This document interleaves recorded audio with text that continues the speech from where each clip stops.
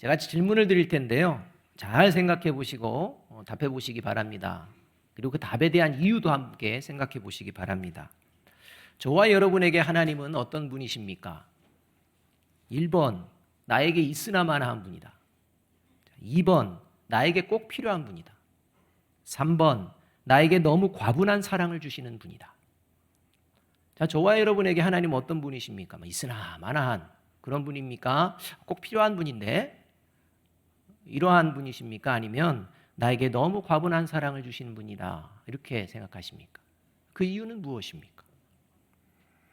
자, 이제 반대로 저와 여러분이 하나님이라고 가정하고 내 좌우에 있는 분들 어떤 존재라고 여러분들은 생각하십니까? 좌우에 있는 분들 한번 보십시오. 그리고 이제 저와 여러분이 하나님입니다. 가정하는 것입니다. 자, 그분을 아신다면 자, 좌우에 있는 분들 어떤 존재라고 하나님이 생각하실까요? 첫 번째, 하나님에게 있으나마나한 존재다. 두 번째, 하나님에게 꼭 필요한 존재다. 세 번째, 하나님이 사랑하는 존재이다. 여러분, 저와 여러분이 오늘 함께 예배드리는 이 성도들을 하나님은 어떻게 바라보고 계실까요? 저와 여러분은 어떻게 바라보고 있습니까? 저와 여러분을 향한 하나님은 어떻게 바라보고 계실까요? 여러분, 이것이 분명해져야 합니다. 제가 최근 편의점에서 음료수를 사려고 이제 편의점에 들어갔습니다. 근데 거기에 초등학교 한 3, 4학년 정도 되는 여자아이가 있었습니다. 제가 음료수가 있는 진열대 쪽으로 이렇게 가까이 갔는데 제가 오는 것을 잘 모르고 있습니다. 왜냐하면 자기가 원하는 음료를 사기 위해서 열심히 손을 뻗고 있었기 때문입니다. 그런데 이 여자아이가 사고 싶은 이 음료수가 어디에 있느냐? 진열대 맨 윗칸에 있는 겁니다. 그러니까 이 아이가요, 오른손으로는 친구하고 통화하며 핸드폰을 들고 왼손으로는 진열대 위로 손을 쭉 뻗습니다. 근데 안 닿습니다. 그러니까 까치발을 막 해가지고 칵 뻗습니다. 그런데 닿을까요? 안 닿을까요? 안 닿는 것입니다. 그렇게 수없이 애를 쓰는 이러한 상황에 있었습니다. 제가 옆에 갔는데도 모릅니다. 그러면서 막 그렇게 애를 쓰며 통화를 하다가 손을 내리고 주저앉듯이 하면서 그 친구에게 이렇게 말을 하는 겁니다. 지금 내 자신이 너무 비참하고 절망스러워. 이렇게 이야기를 하는 겁니다. 그래서 그 모습을 보면서 참 재밌기도 하고 참 힘들겠다. 이런 마음도 들었는데 잠시 바라보다가 다행히 제가 그 아이보다 키가 조금 커서 그 진열대 위까지 닿는 겁니다. 그래서 내가 꺼내줄까? 그랬더니 저를 부끄러움이 바라보다가 네. 그래서 꺼내서 제가 탁 줬습니다. 그랬더니 아이가 감사합니다. 그러고 이렇게 나가는 장면을 보았습니다. 자신이 원하는 것을 얻으려고 아무리 애쓰고 힘써도 얻지 못하는 것으로 말미암아 키가 작은 자신이 너무 비참하고 절망스럽게 느껴진다는 이 어린 아이의 말이 이번 주간 계속해서 제 마음에 남았고 제 자신을 깊이 한번 다시 돌아보는 계기가 되었습니다. 왜냐하면 정말 비참하고 절망스러운 모습이 바로 저와 여러분을 포함한 모든 사람들의 모습이기 때문입니다. 그래서 오늘 우리가 읽은 성경 1절 상반절은요, 이렇게 말씀해주고 있는 것입니다. 그는 허물과 죄로 죽었던 너희를 이라고 이야기합니다. 허물과 죄로 죽은 존재, 아무리 힘쓰고 애써도 허물과 죄에서 벗어날 수 없는 비참한 존재, 이것이 성경이 말하는 모든 인류가 처한 운명이었다는 것입니다. 그리고 이런 운명에 사로잡혀서 살아가는 사람들이 여전히 넘치는 이 시대가 우리가 살아가는 시대라는 것입니다. 그런데 이렇게 허물과 죄로 죽은 비참하고 절망스러운 운명을 가진 저와 여러분에게 하나님이 찾아오셔서 분에 넘치는 사랑을 저와 여러분에게 베풀어 주신 줄로 믿습니다. 그것이 바로 십자가의 은혜입니다. 예수 그리스도의 보혈의 은혜입니다. 허물과 죄로 죽은 하나님이 우리를 살려 주셨습니다. 우리 좌우 옆에 있는 분들에게 말씀드립니다. 우리 살았습니다. 우리 살았습니다. 나만 산 게 아니라 당신도 살았습니다. 이겁니다. 우리 살았다는 겁니다. 그래서 8절과 9절은 허물과 죄로 죽은 자격 없는 우리에게 과분한 사랑을 베푸신 하나님의 은혜를 믿는 자가 구원받은 그리스도인이다. 이렇게 말씀해주고 있는 것입니다. 이렇게 말씀합니다. 너희는 그 은혜에 의하여 믿음으로 말미암아 구원을 받았으니 이것은 너희에게서 난 것이 아니요 하나님의 선물이라. 행위에서 난 것이 아니니 이는 누구든지 자랑하지 못하게 함이라. 그리고 이렇게 과분한 사랑을 베풀어 주시는 하나님의 은혜를 모든 세대에게 전하며 사는 것이 구원받은 그리스도인의 삶의 모습이라고 하나님은 분명하게 말씀해 주고 계신다는 것입니다.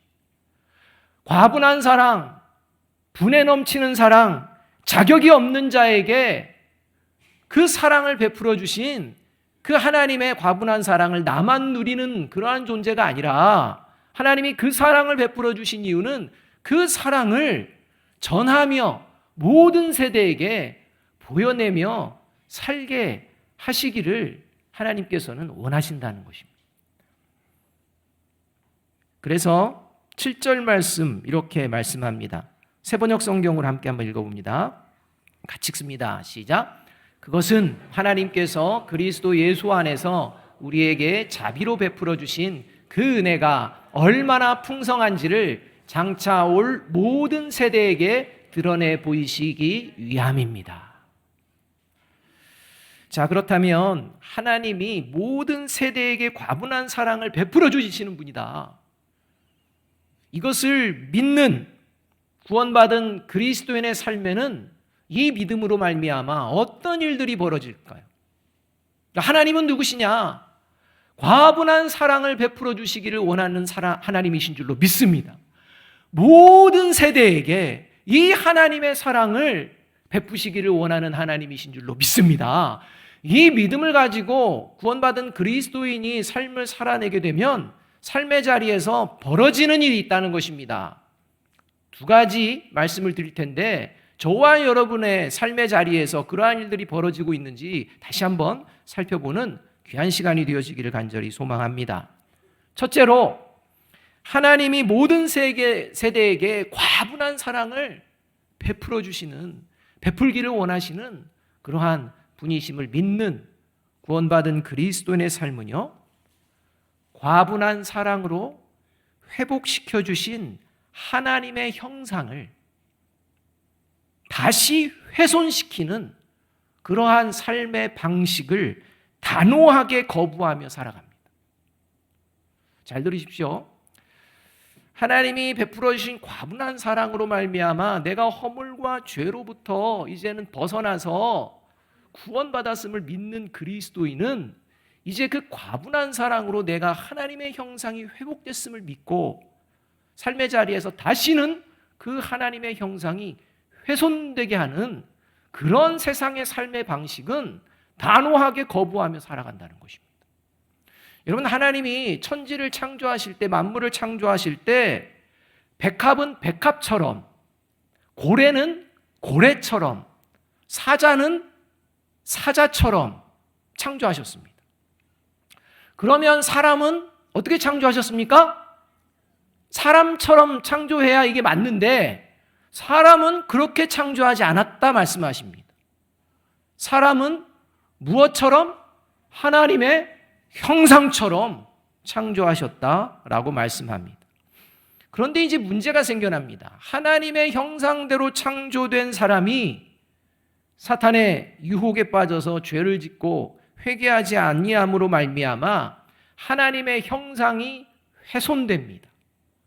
그리고 그 결과 허물과 죄로 죽을 수밖에 없는 존재로 전락하게 되었고, 그것이 바로 모든 인류에게 동일한 운명에 처하는 그런 죄의 문제가 되었다는 것입니다.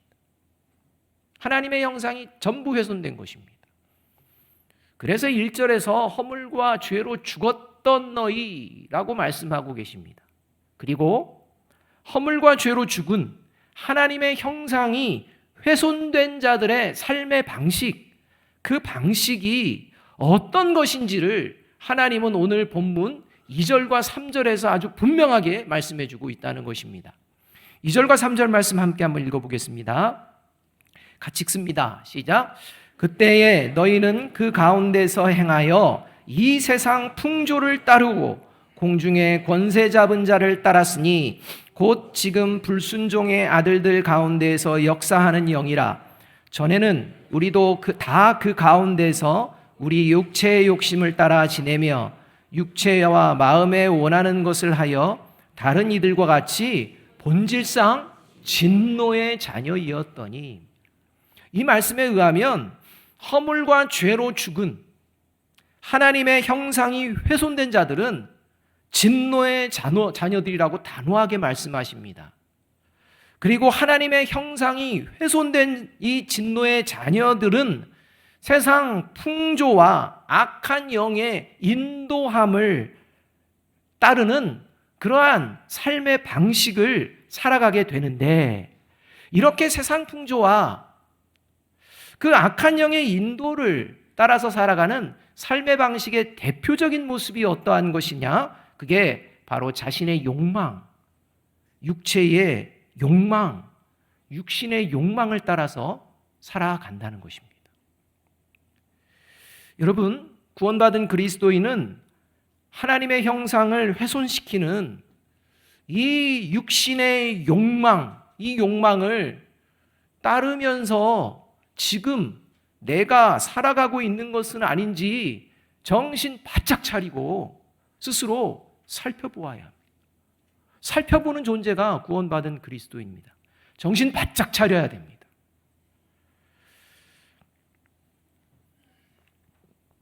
그리고 육신의 욕망을 따르는 이 삶의 방식, 이것을 결코 동조해서는 안 되고 단호하게 거부할 줄 알아야 합니다.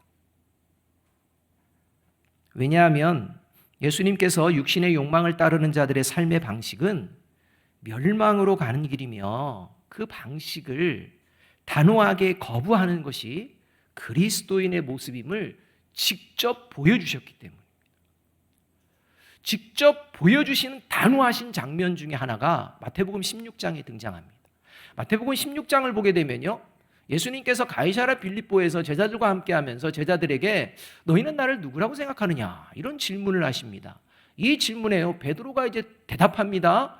예수님은 그리스도시요 살아계신 하나님의 아들입니다. 이렇게 대답을 합니다.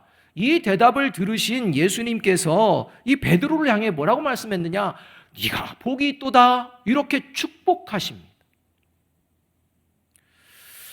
그런데 이렇게 베드로를 축복하신 예수님께서 잠시 후에 바로 베드로를 향해 이렇게 또 선언하십니다.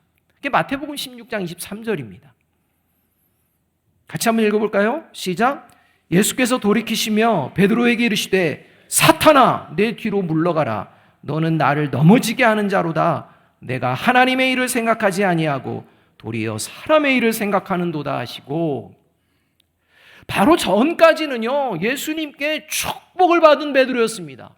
참 영광스러운 그러한 자리에 있었던 베드로입니다. 그런데 지금은 뭐가 돼버린 겁니까? 사탄이 돼버린 것입니다.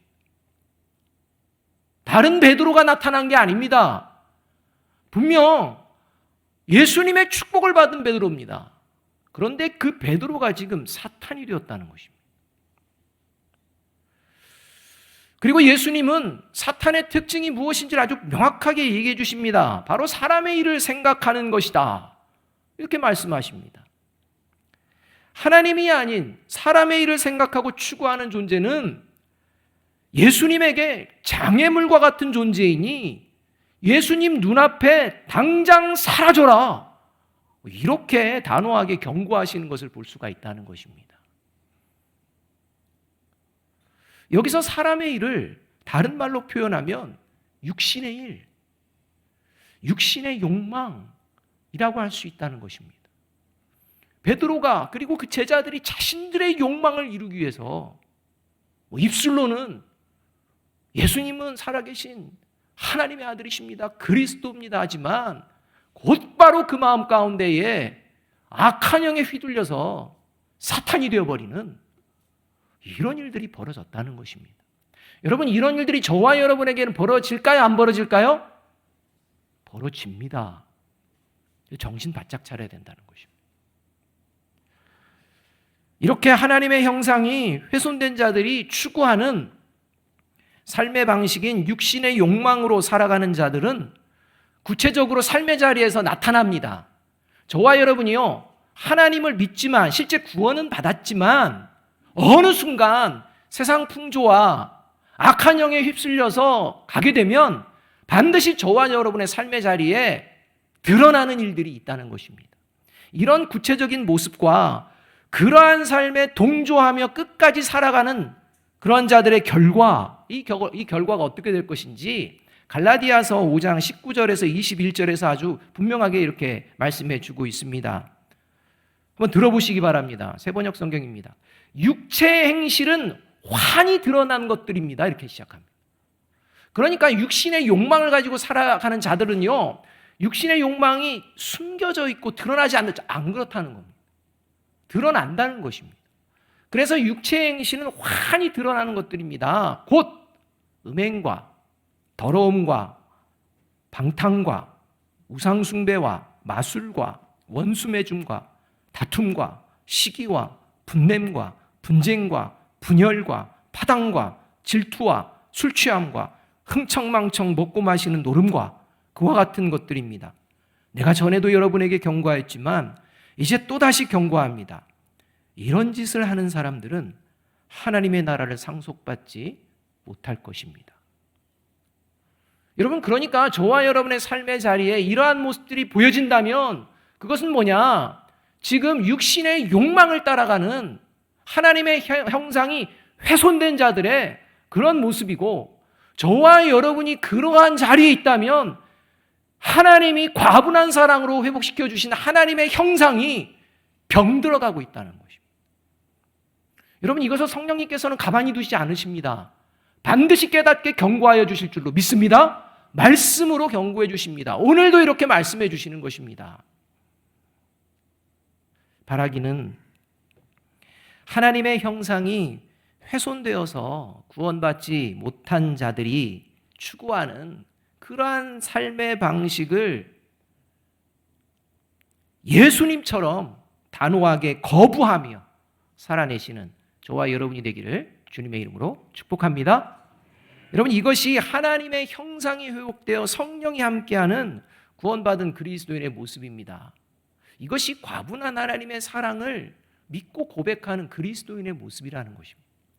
둘째로, 하나님이 모든 세대에게 과분한 사랑을 베풀어 주시는 분이라는 것을 믿습니다. 라는 이 믿음으로 구원받은 그리스도인이 살게 되면 어떤 일이 벌어지느냐? 쉽고 편안한 길보다는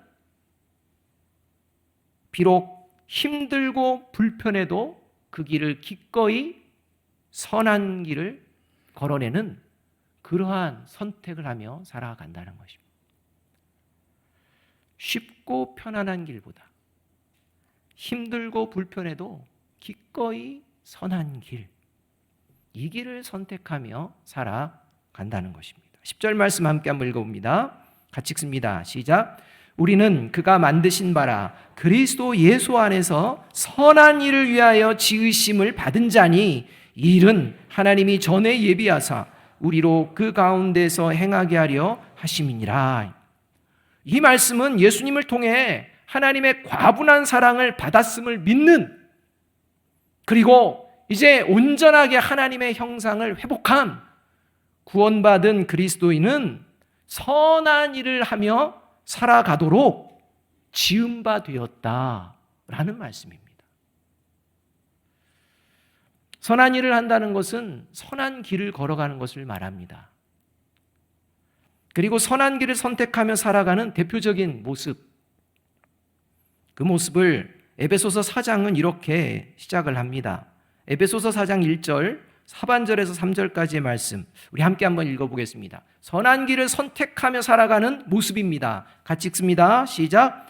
여러분은 부르심을 받았으니 그 부르심에 합당하게 살아가십시오. 겸손함과 온유함으로 깍듯이 대하십시오.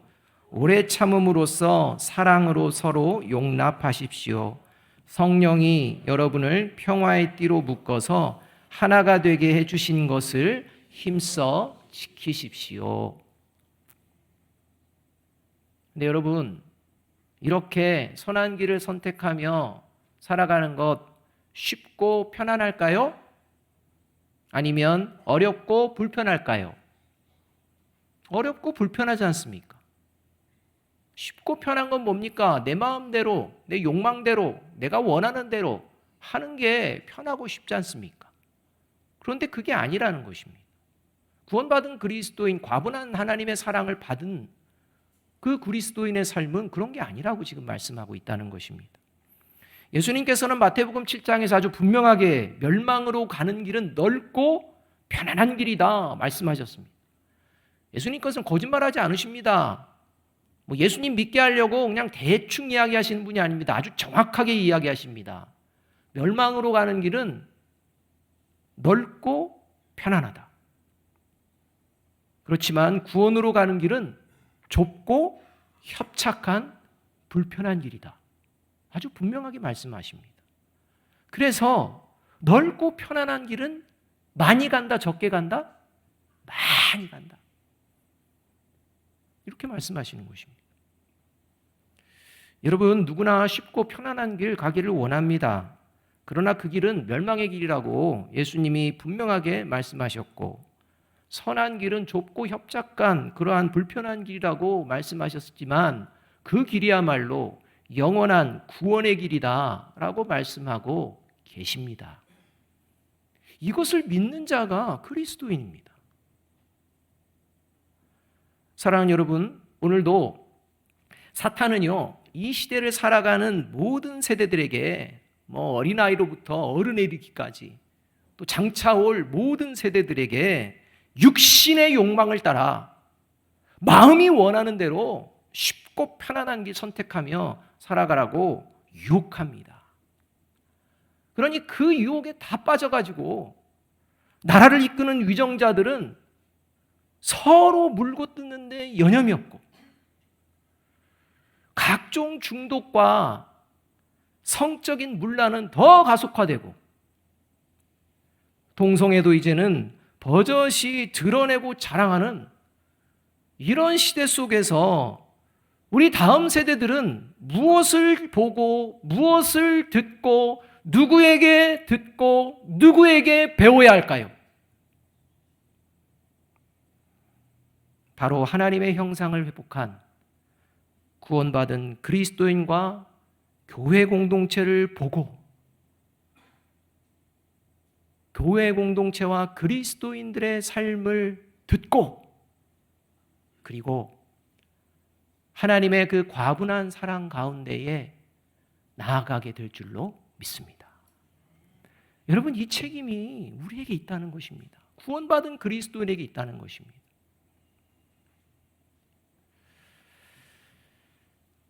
그래서 이를 위하여 구원받은 그리스도인은 하나님의 형상을 훼손시키는 이러한 사탄의 유혹을 단호히 거부하고 좁고 불편할지라도 기꺼이 선한 길을 선택하며 걸어냅니다. 왜냐하면 모든 세대에게 베풀어 주시는 하나님의 과분한 사랑을 내가 받고 있음을 믿기 때문이에요. 그 사랑을 모든 세대에게 기꺼이 보여내기를 원하시는 하나님의 마음을 알고 있기 때문입니다.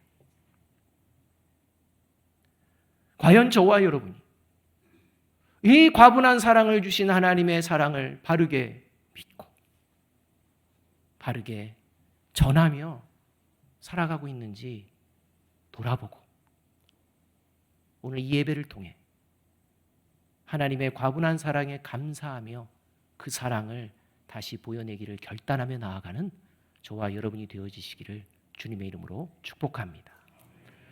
마지막으로 마태복음 5장 13절과 14절, 16절 말씀 함께 한번 읽어보겠습니다. 같이 읽습니다. 시작. 너희는 세상의 소금이니 소금이 만일 그 맛을 잃으면 무엇으로 짜게 하리요?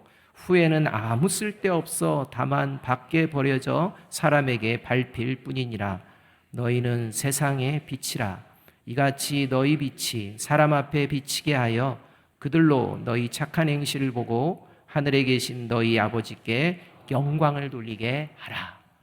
저와 여러분의 삶의 걸음걸음마다 하나님의 영광이 드러나는 복된 걸음이 되어지기를 주님의 이름으로 축복합니다. 기도하겠습니다.